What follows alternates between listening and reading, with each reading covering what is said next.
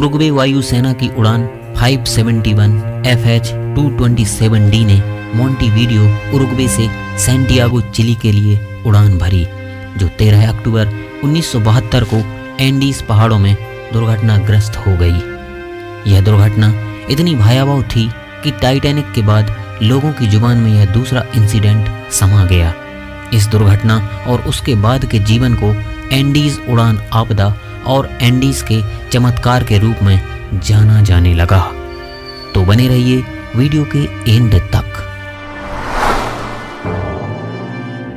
दुर्घटना के समय अनुभवहीन सह पायलट लेफ्टिनेंट कर्नल डांटे हेक्टर लगुरारा विमान चला रहे थे।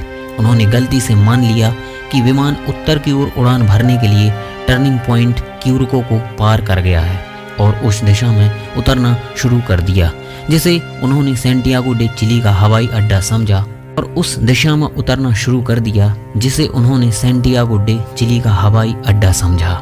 वह यह नोटिस करने में विफल रहे कि उपकरण रीडिंग से संकेत मिल रहा था कि वह अभी भी क्यूरिको से 60 से 69 किलोमीटर पूर्व में थे। दृश्य उड़ान की स्थिति हासिल करने के बाद लगुरारा ने पहाड़ देखा और ऊंचाई हासिल करने का असफल प्रयास किया। विमान एक पर्वत श्रृंखला से टकराया, जिससे दोनों पंख और पूंछ शंकु कट गए। धड़ का शेष भाग एक ग्लेशियर से लगभग 350 किलोमीटर प्रति घंटे की रफ्तार से नीचे फिसला, जो 13 अक्टूबर 1972 को एंडीज पहाड़ों में दुर्घटनाग्रस्त हो गया। दुर्घटना और उसके बाद के जीवन को एंडीज उड़ान आपदा और एंडीज के चमत्कार के रूप में जाना जाने लगा। विमान में 45 यात्री और चालक दर सवार थे, जिसमें old Christian club rugby union team के 19 सदस्य, उनके परिवार, समर्थक और दोस्त शामिल थे। चालक दल के 3 सदस्यों और 9 यात्रियों की तुरंत मौत हो गई और कई अन्य लोगों की कड़ाके की ठंड और उनकी चोटों की गंभीरता के कारण जल्द ही मृत्यु हो गई। घटना स्थल पश्चिमी अर्जेंटीना की सुदूर एंडीज पहाड़ों में 12,000 फीट की ऊंचाई पर चिली की सीमा के पूर्व में स्थित है। खोज और बचाव विमान ने अगले दिनों में कई बार दुर्घटना स्थल के ऊपर से उड़ान भरी, लेकिन बर्फ के खिलाफ सफेद धड़ को देखने में विफल रहे। 8 दिनों की खोज के बाद खोज प्रयासों को बंद कर दिया गया। दुर्घटना के बाद के 72 दिनों के दौरान जीवित बचे लोगों को उप शून्य तापमान, खुले में रहना, भूखमरी और हिमस्खलन सहित अत्यधिक कठिनाइयों का सामना करना पड़ा, जिसके कारण 13 और यात्रियों की मौत हो गई। बचे हुए लोगों के पास खाने के लिए बहुत कम खाना था।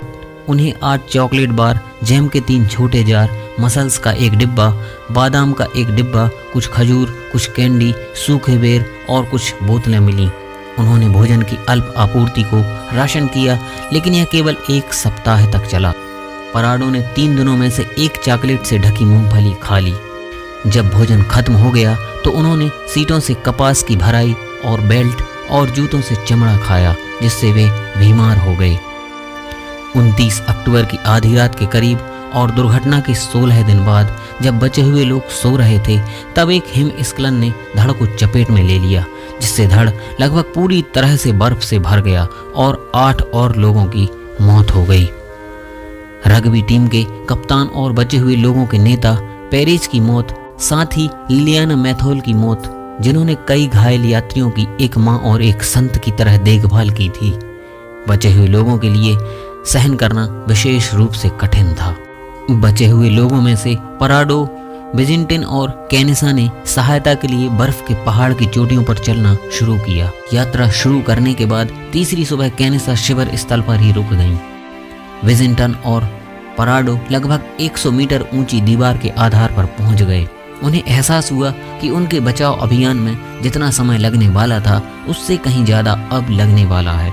उन्होंने फैसला किया कि विजिंटन को बेस कैंप में वापस लौट जाना चाहिए, ताकि बाकी 2 लोगों को अपनी यात्रा पूरी करने के लिए पर्याप्त भोजन मिल सके। पराडो ने कैनेसा से कहा, हम अपनी मौत की ओर चल रहे हैं, लेकिन मैं अपनी मौत का इंतजार करने के बजाय उससे मिलने के लिए चलना पसंद करूंगा।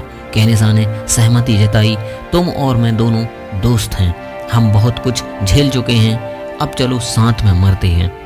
पराडो ने पश्चिमी क्षितिज के पास 2 निचली चोटियां देखीं जो बर्फ के साथ साफ थीं। उनके पहाड़ के तल पर घाटी धीरे धीरे उन चोटियों की ओर बढ़ रही थी।